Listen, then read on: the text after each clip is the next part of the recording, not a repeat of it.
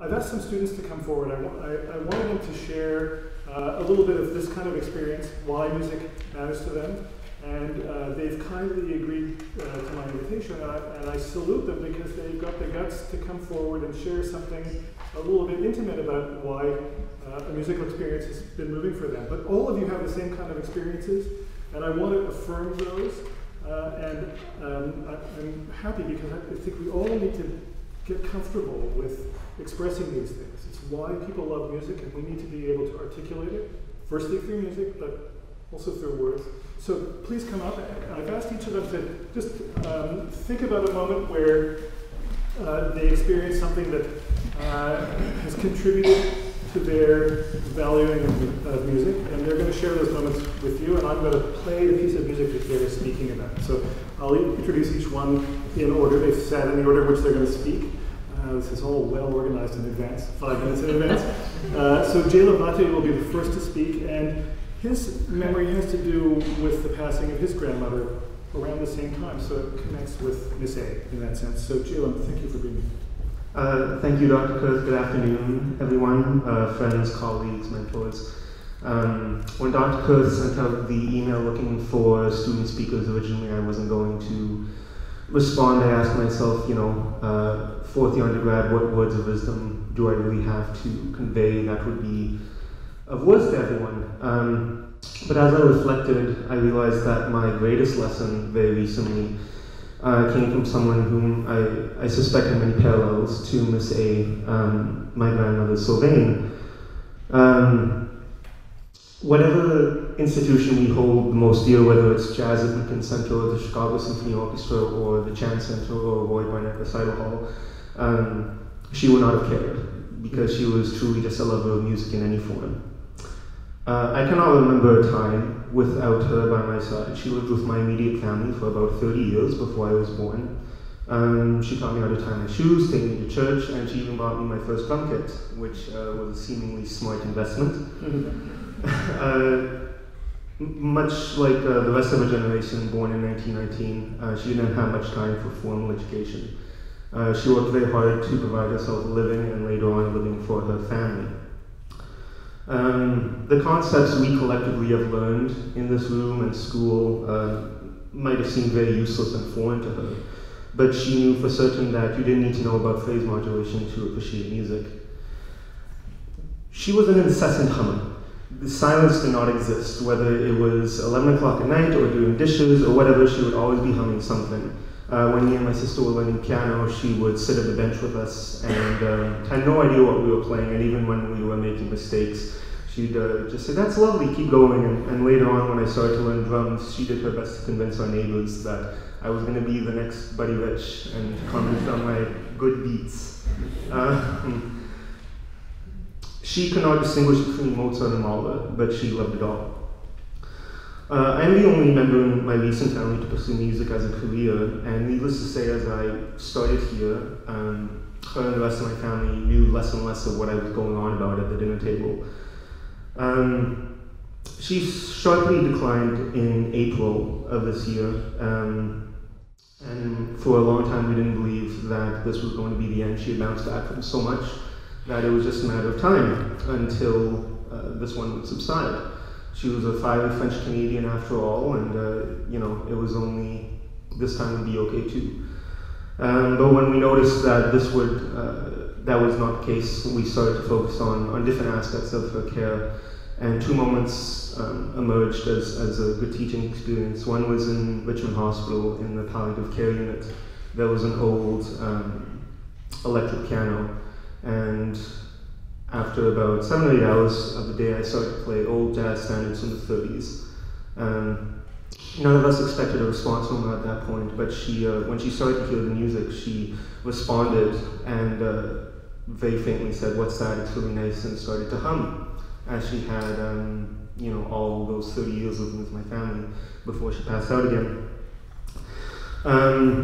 The second most important experience that was a continuation of that same thread was on July 15th. I spent quite a few hours with her in the evening at the hospice. And it was the final few days, and I knew I wanted to play music. That was the thing that connected us through time and space and very, very different lives and eras. So I knelt down beside a bed with my iPod, one earbud for her, one earbud for me, and played everything from big band to country to Elvis to Mozart. And I came across a recording of a piece that I was conducting in 2 days, which was the Rose's Adagio from Tchaikovsky's Sleeping Beauty. And I played it for her, trying to communicate somehow that I was leading a group through this in a few days, and that it was all because of that cheap little drum kit that she bought me 7 years ago. After not responding to any medical clinic for 4 days, she again lifted her head and started to hum. She passed away the next day in the late afternoon, and 14 hours after her death, I found myself on this podium at the Chant Center in front of 60 people, Billie being one of them actually, and I had to conduct this piece. And I had nothing left to give, but I had all these people looking at me saying, okay, it's concert day, let's go, Jaelem.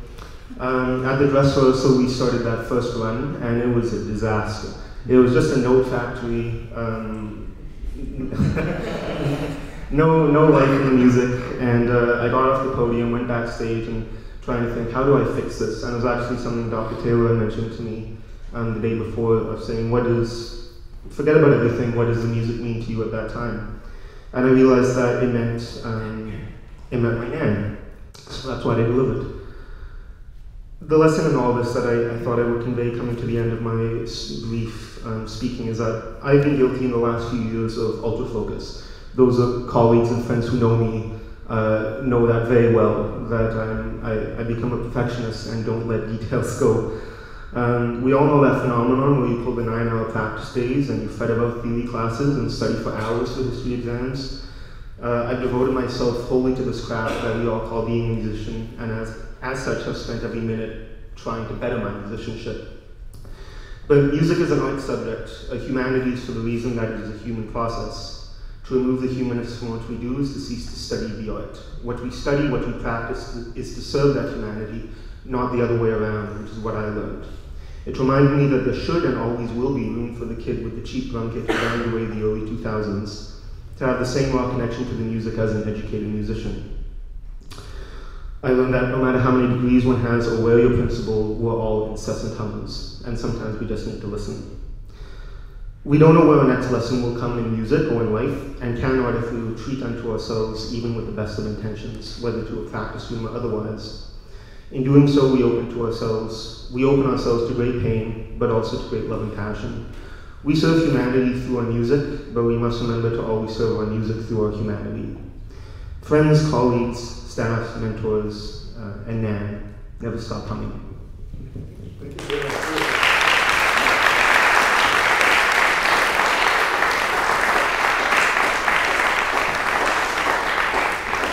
Here's the piece of music that Jaelem was referring to that brought his Nan back into humming land.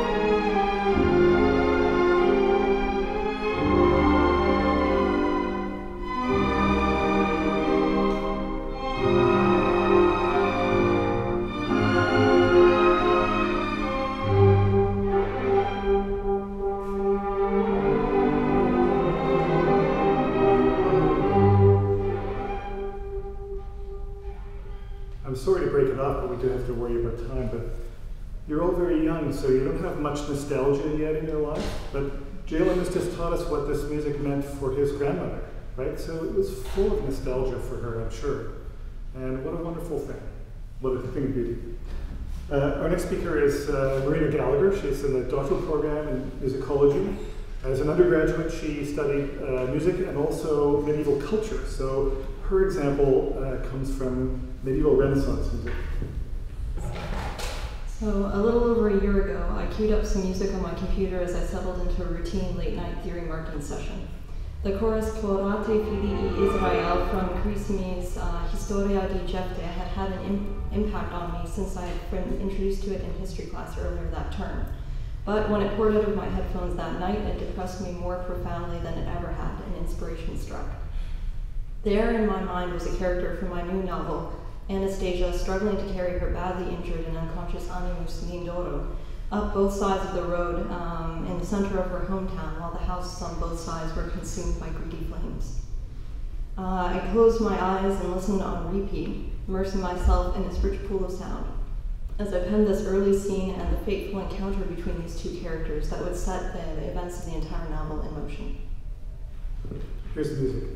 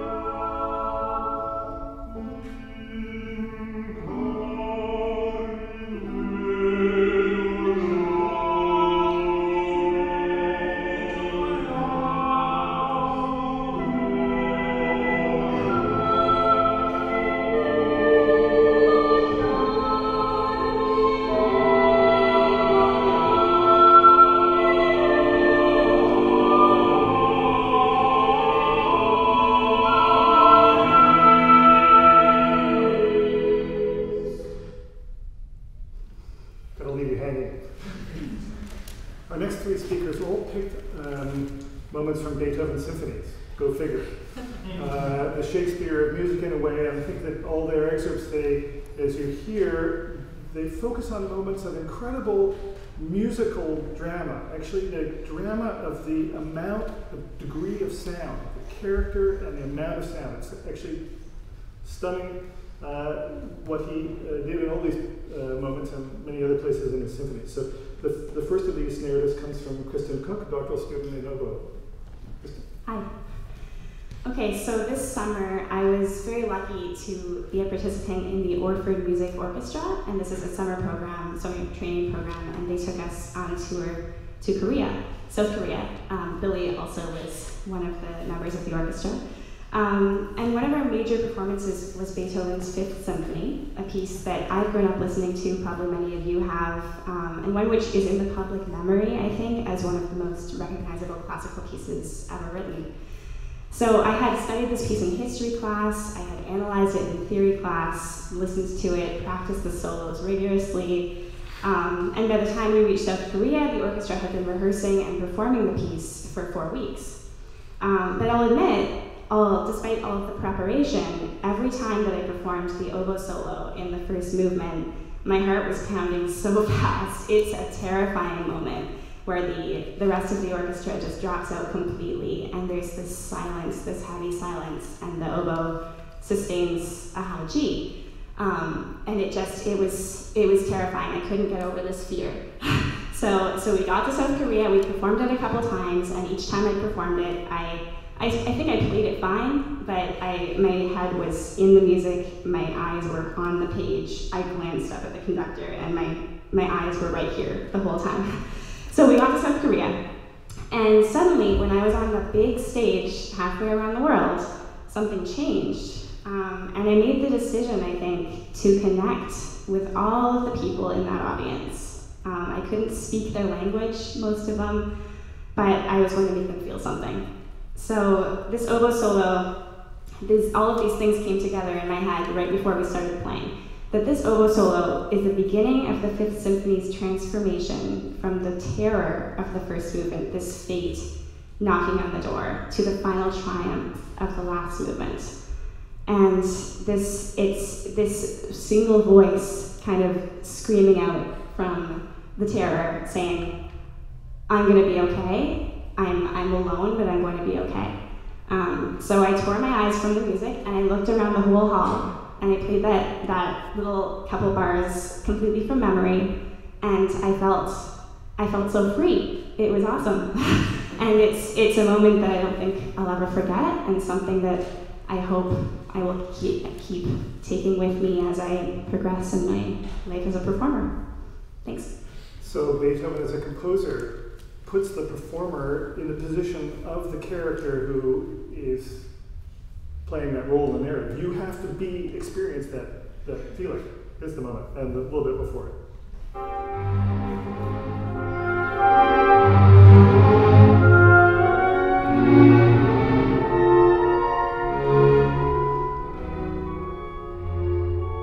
Oh, but this is not the solo she's talking about.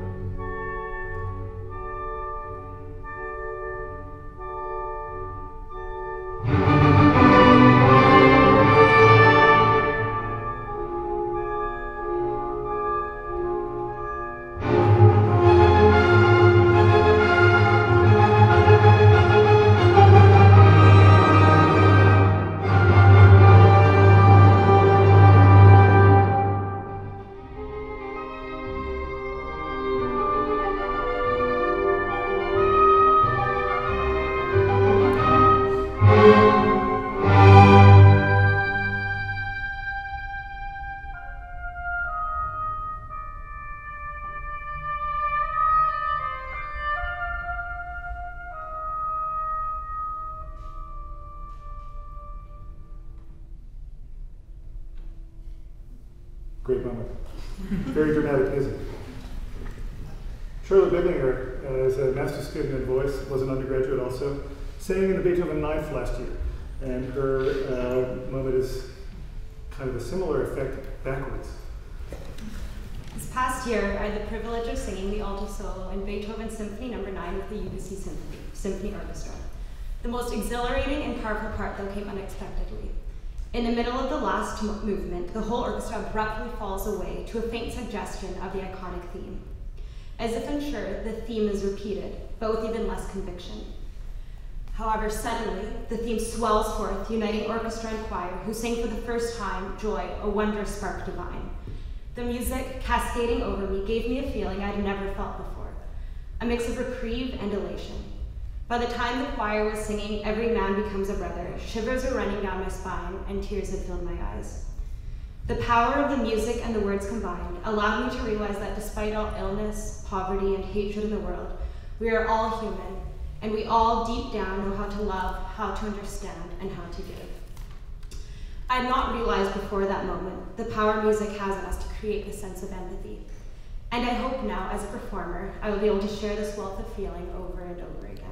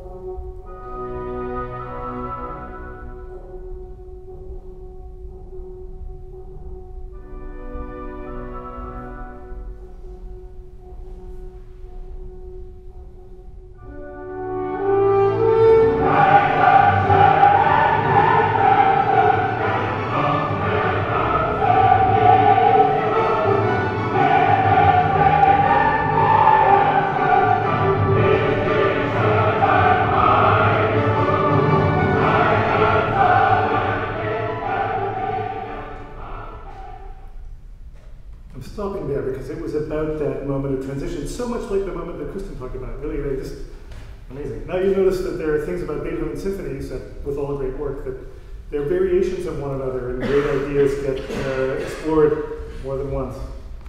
Our last speaker comes back to the Fifth Symphony, the moment actually kind of similar to the one that we just heard in the Ninth Symphony. Billie Smith is a violinist, fourth-year violinist, and was in the same tour as Kristen. So. Thank you. Hi.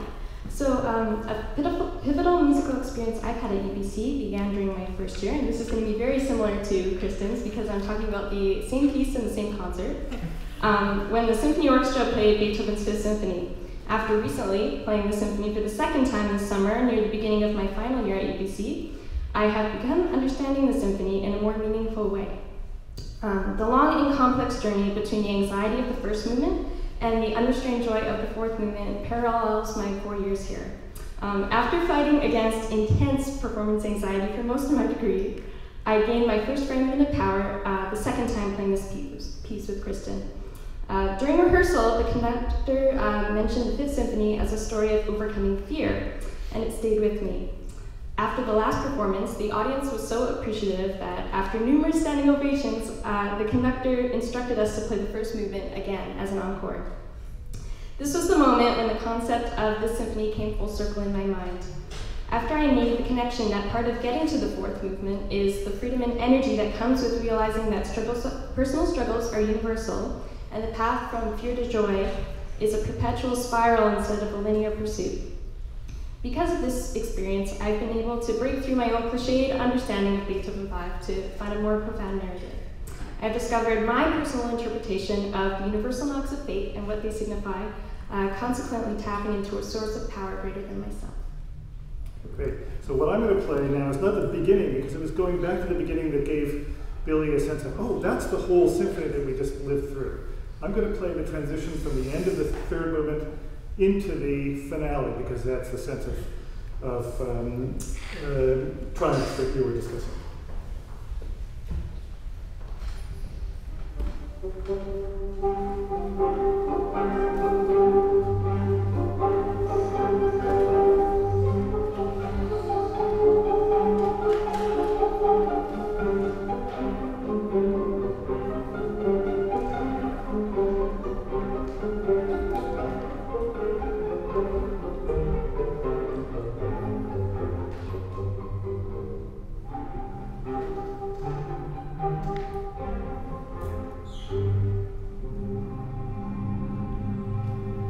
Full of uncertainty.